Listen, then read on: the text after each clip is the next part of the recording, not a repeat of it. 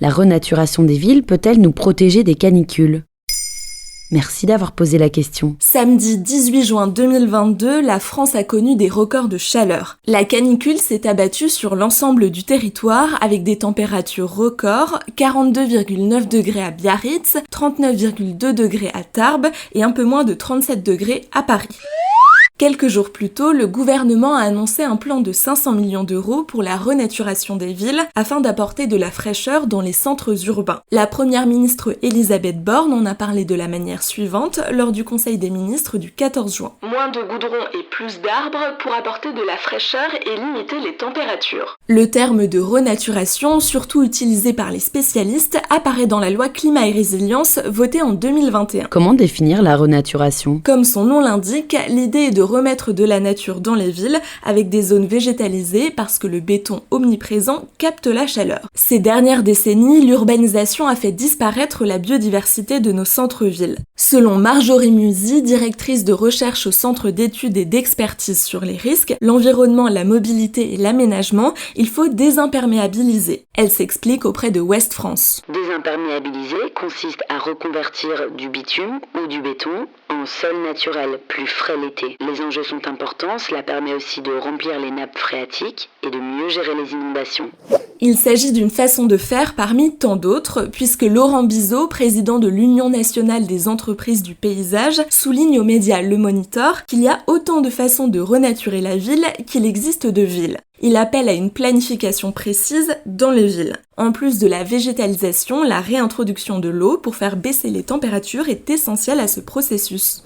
Il est important de renaturer les villes sur le long terme puisque les canicules seront de plus en plus fréquentes. Elles toucheront certaines villes en particulier, rappelle Franck Boutet, spécialiste en écologie urbaine à Libération. Le format de la ville peut jouer en termes de captation d'énergie et de possibilités de relargage de celle-ci. Plus les rues sont larges, plus elles sont frappées par l'irradiation solaire. C'est pour cela qu'on voit dans les pays chauds des rues étroites qui sont souvent recouvertes. Et à quoi va servir exactement cette somme débloquée par le gouvernement ? L'État met en place un fonds de 500 millions d'euros à destination des collectivités territoriales.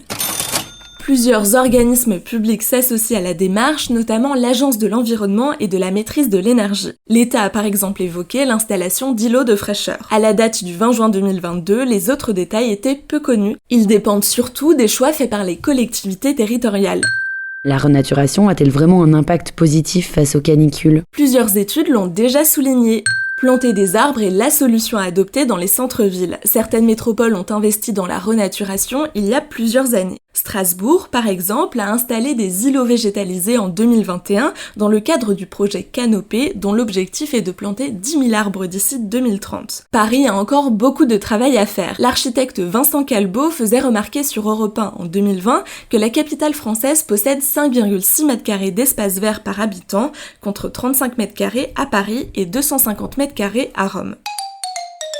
La renaturation n'empêchera donc pas les canicules, mais permettra de mieux les supporter dans les centres urbains en supprimant les îlots de chaleur. Elle devrait aussi permettre de faire baisser les températures la nuit, ce qui n'est pas toujours le cas. Voilà ce qu'est la renaturation.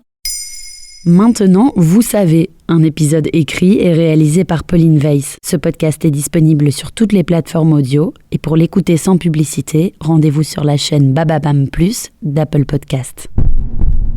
Ba, ba, ba.